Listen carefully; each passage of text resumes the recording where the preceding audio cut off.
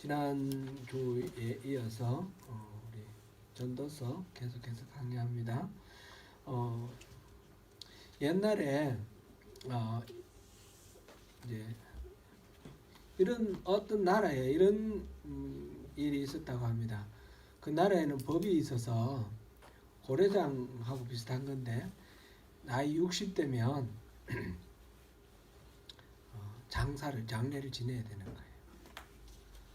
60대면 여기 해당되는 사람 몇 사람 있네요. 예. 그 참 이 나라의 법이 그런 거예요. 그러니까 어떻게 해요?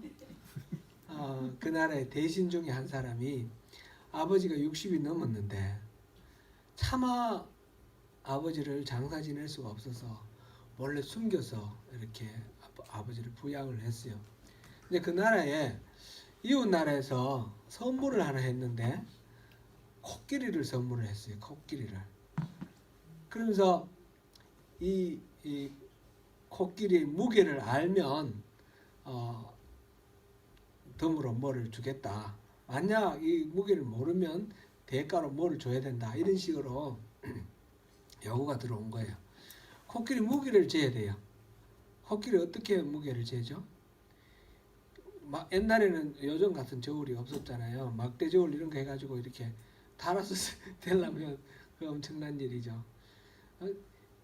우리나라에 보니까 그 성수대교 무너지고 난 그 다음에 길바닥에 파가지고 저울을 이렇게 만들어가지고 트럭 같은 것이 가서 이게 무게가 중량이 초과되면 이 다리에 또 나쁜 영향을 미치니까 길에서 이렇게 트럭을 재더라고요. 무게를 재는 거. 옛날에 그런 게 있었으면 코끼리 거기 올리면 되겠죠. 근데 그런 게 없었단 말이죠. 어떻게 재야 되나요? 참 고민인 거예요. 그래서 나라에 있는 모든 사람들에게 이거를 코끼리의 무게를 재면 상을 주겠다 그랬는데 이게 이제 기한 때까지 못 재면 나라가 이웃 나라 선물 준 그 나라에게 또 갚아야 될 게 있는 거예요. 그러니까 큰일이에요. 그래서 그 코끼리를 무게를 재려고 이렇게 공모를 하는데 이 신하가 생각하니까 아무리 생각해도 알 수가 없고 이걸 빨리 재야지 나라가 좀 위기에 빠지지 않고 곤란에 빠지지 않고 또 이렇게 될 것 같은데 수가 없는 거예요. 그래서 아버지께 물어봤어요. 숨어 계시는 아버지한테. 아버지, 이런 일이 지금 나라에 일어났는데 이거 어떻게 하면 되냐요? 됩니까? 그랬더니 아버지가 그거 쉬운 일이야. 그러면서 가르쳐 줬어요. 배에다가 이 코끼리를 싣고 그러면 배가 이제 가라앉지 않습니까? 이렇게 가라앉은데 거기에다가 표를 해놓고 그럼 코끼리를 이제 꺼내고 그 다음에 거기다가 돌을 넣어보라는 거죠. 그리고 돌을 넣어가지고 그 금만큼 잠길 때까지 돌을 넣어가지고 나중에 돌을 전부 달아서 합치면 그게 코끼리 무게하고 똑같다는 거죠. 쉽죠? 여러분 다 하셨죠? 여러분 다 하셨는 줄 알아요. 그렇게 해서 이 코끼리 무게를 재고 참 이거는 지혜가 필요하구나. 그래서 어른들을 일찍 지내야 되는 그런 법을 없앴대요. 이 연륜이 쌓이고 경험이 많으면서 그런 이 젊은 사람들이 해낼 수 없는 이런 숙제를 풀어낼 수 있는 그 연륜, 그 지혜, 그것이 필요해서 그 장례법을 없앴답니다. 근데 지금 말씀드린 이 이야기는 사실은 전설이고요, 지어낸 이야기인 것 같아요. 실질적으로 이런 코끼리의 무게를 단 이야기가 있어요. 그게 삼국지에 나오는데요. 삼국지에 조조가 있잖아요. 조조. 위나라 조조가 오나라의 선권으로부터 코끼리 한 마리를 선물을 받았어요. 오나라는 저 아래쪽에 월나라가 있고 요즘 베트남, 버마, 태국 있는 그쪽 인도 차이나 반도 거기하고 경계를 갖고 있었기 때문에 그 코끼리를 이렇게 부리는 걸 많이 했던 것 같아요.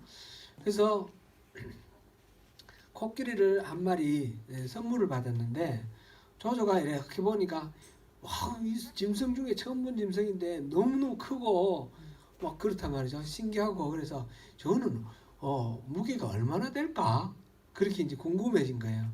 그래서 신하들에게 그 코끼리 무게를 다는 걸 이렇게 숙제를 냈어요. 저 어떻게 하면 달 수 있냐? 그랬는데 의외로 신하들이 다 모르고 조조의 막내 아들 그때 6살짜리라고 그래요. 조충이 알아맞혔다고 합니다. 조충이 그거 아빠 그 쉬워요.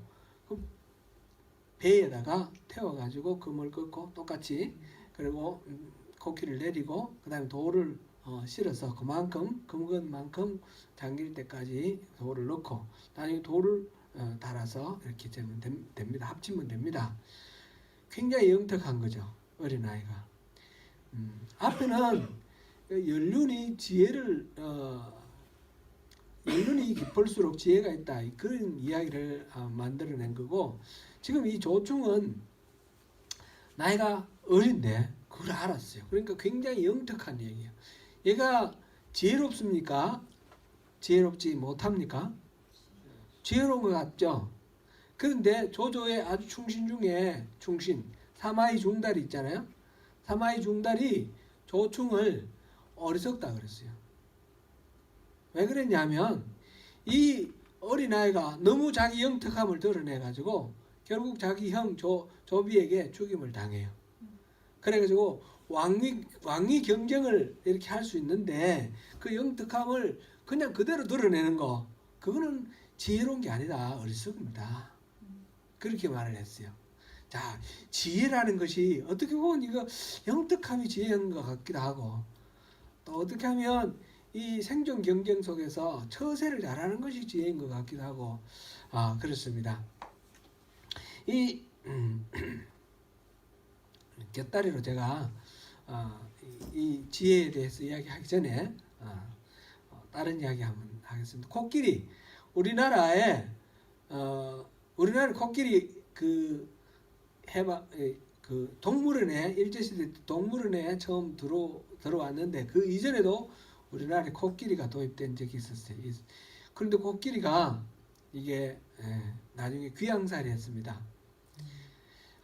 조선 태종 13년 1413년에 병조판서 유정현이가 상소를 했는데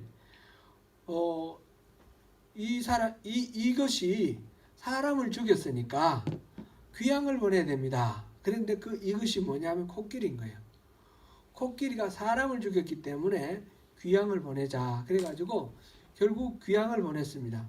그 코끼리는 어디서 나왔냐 하면 일본의 무로마지 막부시대인데 그때 쇼군이었던 원이시가 바친 선물인데 이 코끼리가 너무너무 많이 먹는 거예요.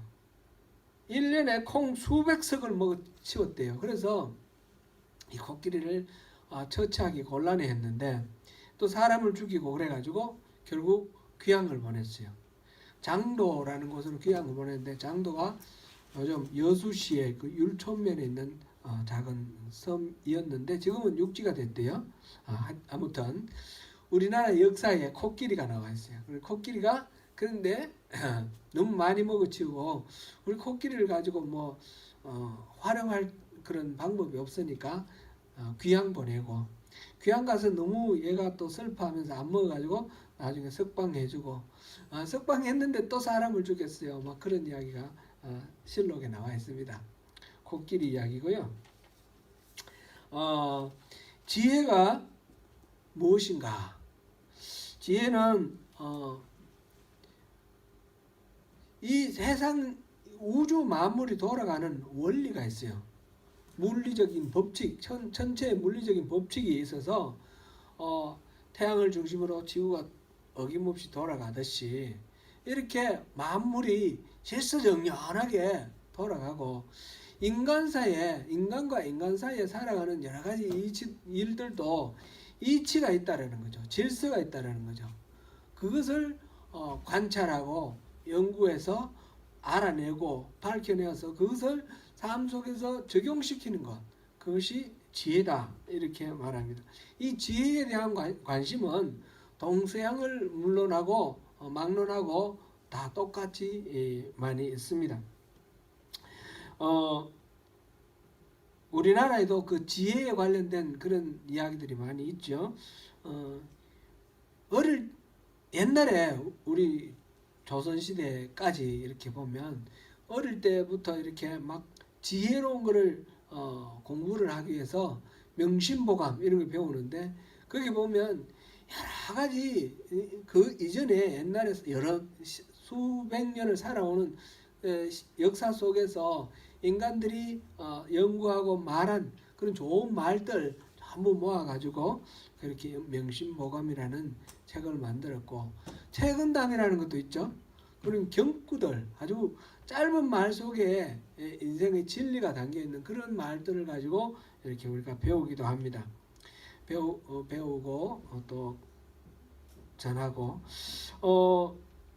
이런 이야기가 있습니다. 예를 들면 지혜로운 말의 대표로 아이들에게 물고기를 잡아주지 말고 물고기 잡는 법을 가르쳐 주라 그런 말이 있죠.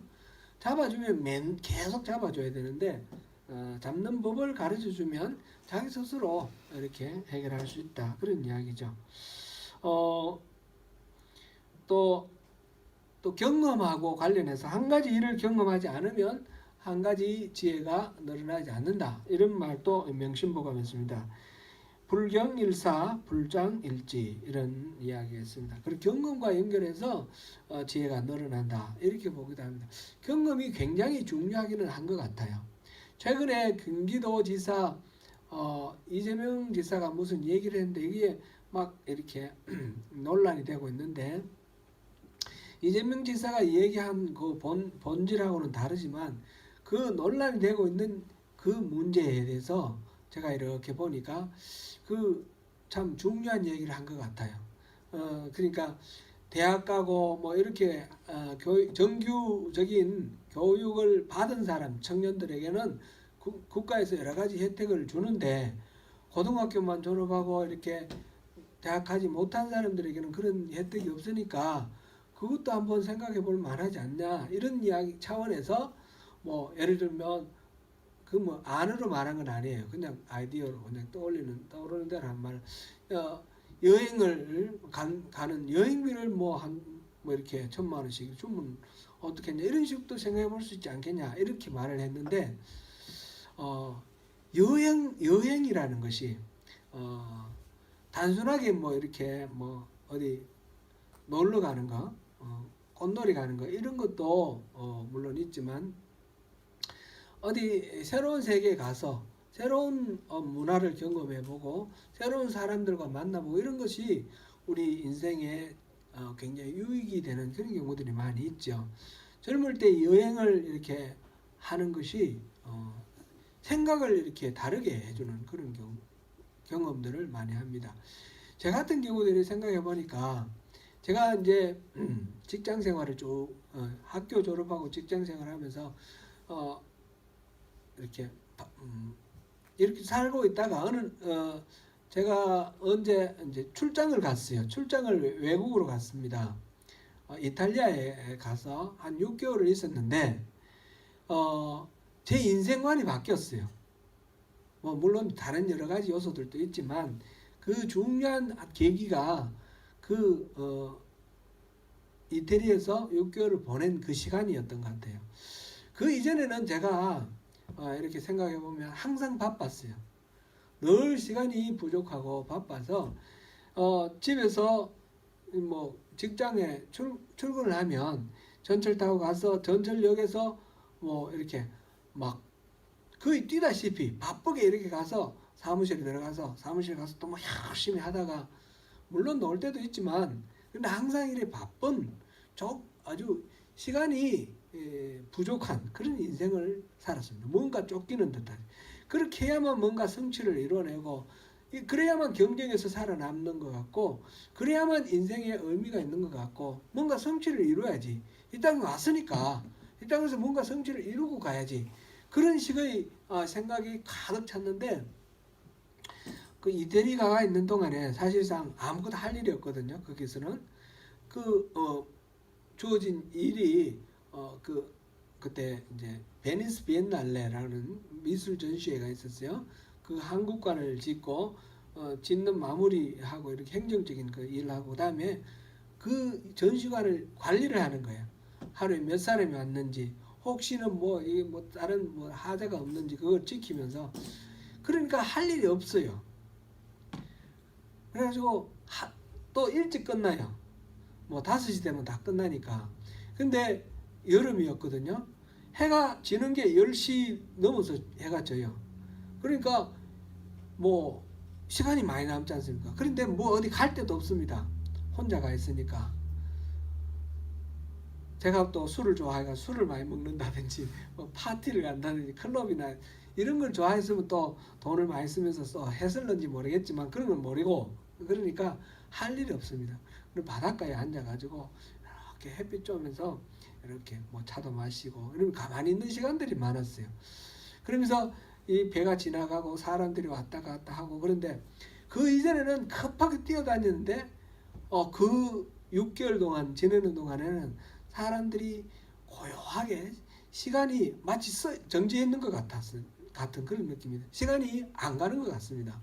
그런 고요한 그런 시간의 정적, 이거를 경험하면서 인생이 그렇게 급하면서 쫓기면서 살아가는 그런 건 아닌 것 같다라는 생각이 들었습니다. 그래서 생각을 다르게 하게 됐습니다. 뭔가 성취하고 뭔가 이 땅에 뭔가 과시를 하고 이런 식으로 살아가야 되는 것이 아니라, 내 스스로 내게 주어진 시간을 얼마만큼 이제 스스로를 이렇게 채워가면서 살아가는 건가, 그게 더 중요하다, 이렇게 생각을 하면서 이렇게 바뀌게 됐습니다. 제가 신학도 하고 이렇게 되는 그 계기 중에 중요한 계기 하나가, 우리 아이가 일찍 이제 세상 떠난 그 일 하나하고, 그 다음에 제가 출장 가서 이렇게 완전히 다른 세계를 경험한 것, 이 두 가지가 바로 직접적인 그런 원인이 되었던 그런 경험이 있습니다.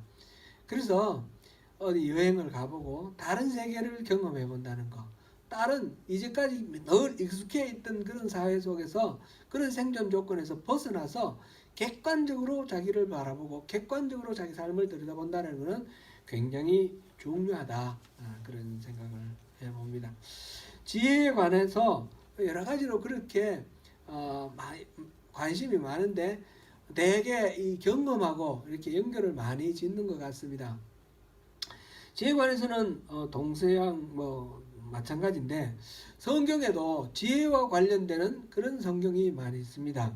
우리가 이른바 시가서라고 하는 것, 시가서, 욥기, 시편, 잠언, 전도서, 아가, 이 5가지를 다르게 표현해서 구약 성경의 지혜 문학이라고 합니다. 지혜서. 이 5가지의 이 성경 속에 이스라엘 사람들, 구약 시대에 하나님을 믿던 유대인들의 입장에서, 이스라엘 사람들의 입장에서 이 지혜가, 하나님이 인간에게 준 그 지혜를 잘 집약해 놓은 그런 책들이다, 이렇게 말을 합니다. 각각 특색이 있죠. 욥기 같은 경우는 그 긴 이야기 동안 이게 뭔가 주제가 뭔가, 뭘 얘기를 하려고 하는가 모를 정도로 복잡합니다. 근데 거기서 끊임없이 욥은 문제를 제기를 하고 하나님께 계속해서 질문을 합니다. 왜 내가 이렇습니까? 내가 무슨 죄를 지었습니까? 친구들이 계속해서 공격을 하는데, 친구들의 공격은 그 신명기의 이야기입니다. 율법의 이야기입니다. 율법 이야기. 이렇게 하면 복을 받고 이렇게 하면 화를 받는데 네가 지금 이렇게 불행에 빠져 있는 것은 네가 틀림없이 죄를 지었기 때문이다. 네 죄를 생각해봐라. 그 얘기인데 이 위로하러 와서 계속해서 죄를 추궁하는 이 친구들을 바라보면서 이 욥이 못 견뎌합니다. 이게 내가 그럴 만한, 나는 온전하지는 않지만 그렇다고 해서 이런 친구들의 공격을 받을 만큼 내가 죄를 지었는가? 그건 난 받아들일 수가 없다는 거죠. 그래서 하나님께 내가 무슨 죄를 지었습니까? 말씀해 주세요. 그러면서 하나님하고 따지고 막 이렇게 하나님하고 대결을 하는 그런 과정이 이 욥기입니다. 그 욥기 속에서 하나님이 우리 나중에 욥기도 처음부터 끝까지 강의하기는 좀 버겁습니다. 버거운데 좀 이렇게 전체를 한번 들여다보고 중요한 부분을 찾아보는 그런 기회가 있었으면 좋겠다 싶습니다. 욥기도 굉장히 중요한 이제 지혜, 하나님 주신 지혜가 담겨 있는 지혜서입니다. 시편이 전부 다가 그렇지는 않지만 시편에 이른바 지혜시라는 것이 있어요. 시편도 그렇고 가장 전형적으로 우리가 생각할 때 지혜를 담은 문서라 그러면 잠언을 들죠. 잠언에 나오는 여러 가지 경구들 이렇게 우리 살아가는데 굉장히 도움이 많이 되는 그런 경구들입니다. 그리고 우리 한국 기독교 성도님들이 잠언을 매우 좋아합니다. 31장까지 있는데 하루에 한 장씩 읽어라. 그러면 한 달에 한 번씩 읽을 수 있다. 그런 거죠. 저도 그런 얘기를 많이 들었는데 이 잠언을 많이 읽으면 지혜로워지고 머리도 좋아진대요. 제가 이제 해밀턴에 있을 때 우리 학생들한테 잠언을 많이 읽으면 도움이 된다. 그 얘기를 했더니 우리 학생들이 잠언을 스스로 읽는 거예요. 그때 고등학생들 많았죠. 고등학생들 많았는데 멜빌 하이스쿨 애들 중심으로 해서 애들이 막 서로 전화해 가면서 오늘 몇 장 읽었는데 나는 이거 은혜 받았다. 나는 이거 은혜 받았다. 그러면서 자기들끼리 격려를 하면서 잠언 읽기 그거를 했어요. 아이들이. 그러면서 새벽 기도도 막 나오고 막 그랬어요. 그때가 생각이 납니다. 우리가 기독교인들이 가장 애용하는 지혜서가 잠언인데 이 잠언 그 속에서 저도 우리 어릴 때에 우리 아버님으로부터 이렇게 얘기를 들은 이야기 중에 잠언 얘기가 많더라고요. 우리 아버님은 안 믿으신 분이에요. 제가 이제 목회를 하면서도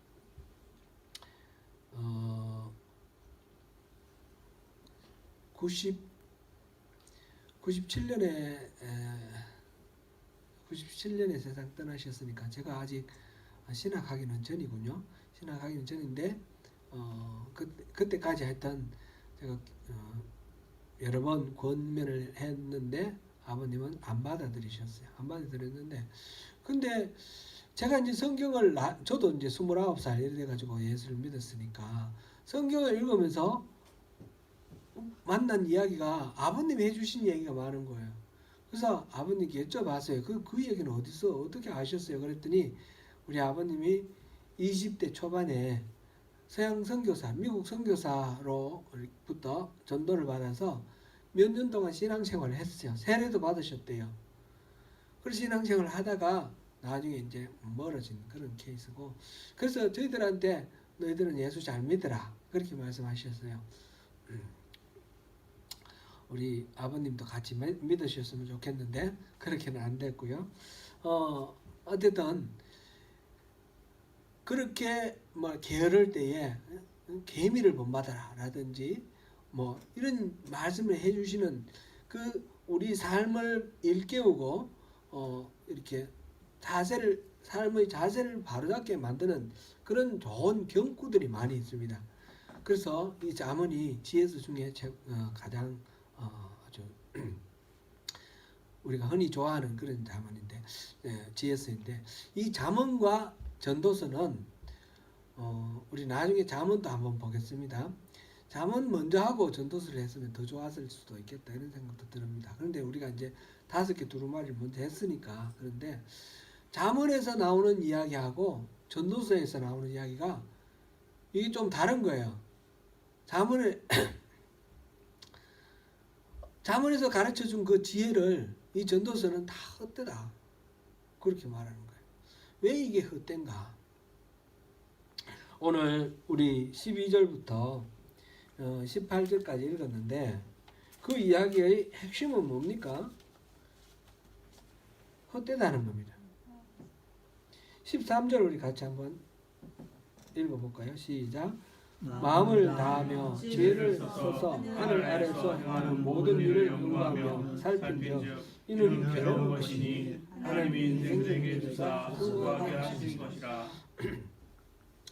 지혜, 하나님이 주신 어떻게 하나님이 주신 지혜라고 얘기는 안 돼 있어요, 그죠?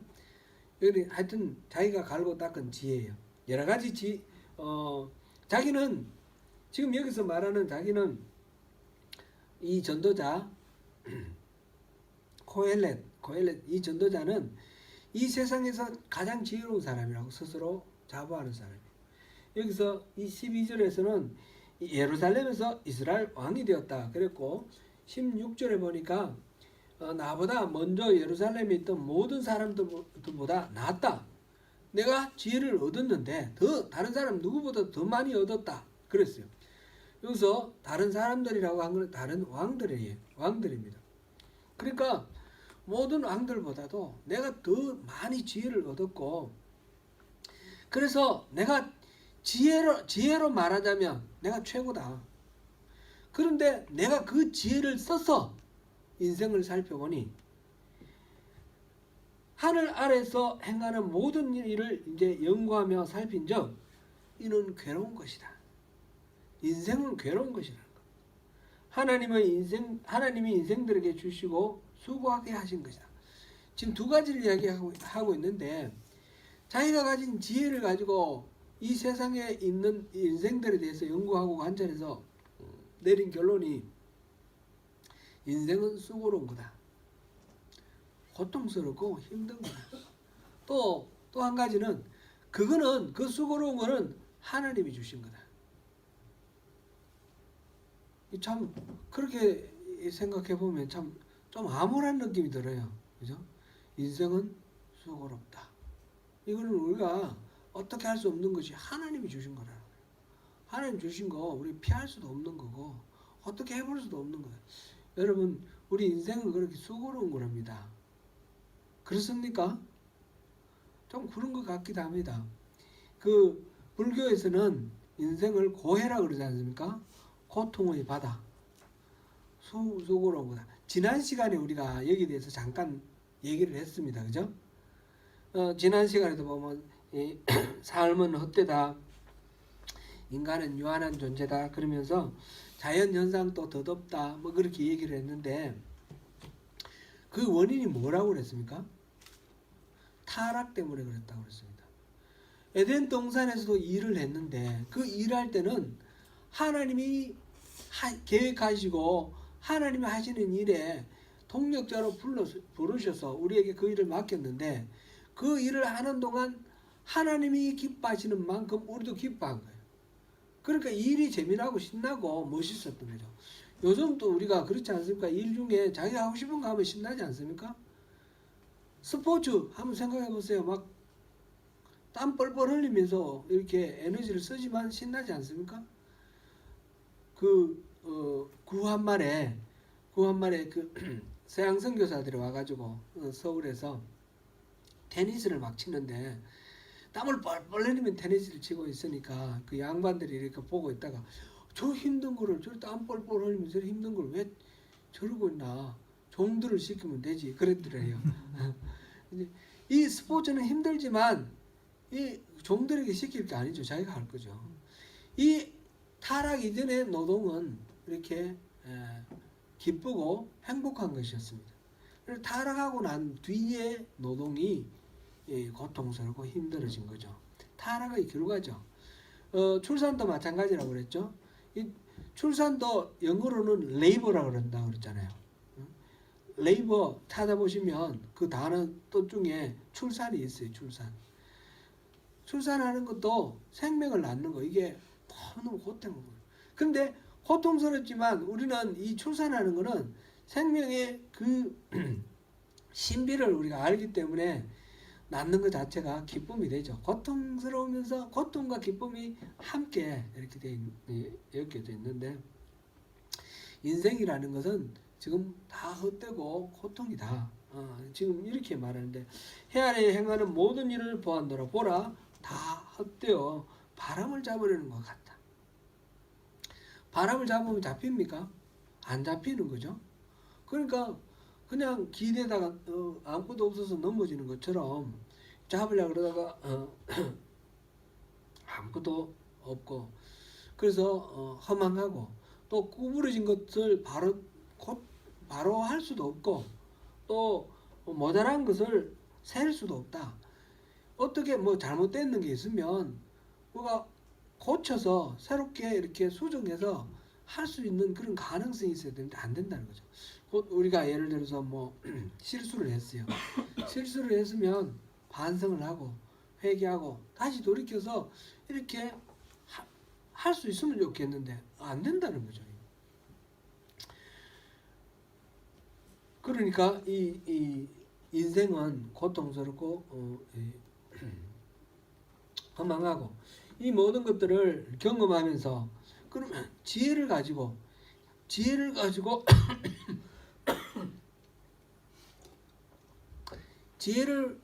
활용해서 얻은 그 진리가 뭡니까? 지혜를 활용해서 얻은 진리가 인생은 고통스럽고 하나님이 주신 것이라서 어쩔 수 없다, 허망하다라는 거예요.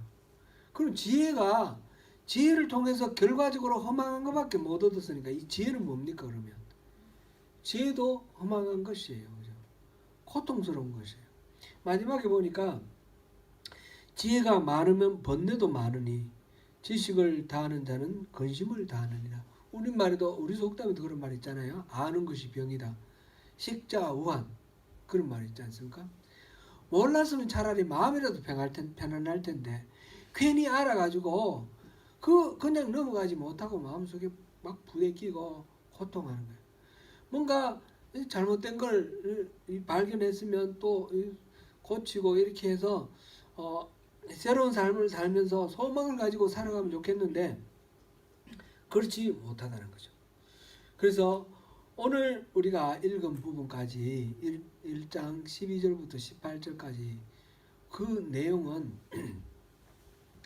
이제 1장 1절부터 나오는 이야기, 2절에 특별히 헛되고 헛되니 모든 것이 헛되다. 가장 최상급이라고 그랬습니다. 그죠?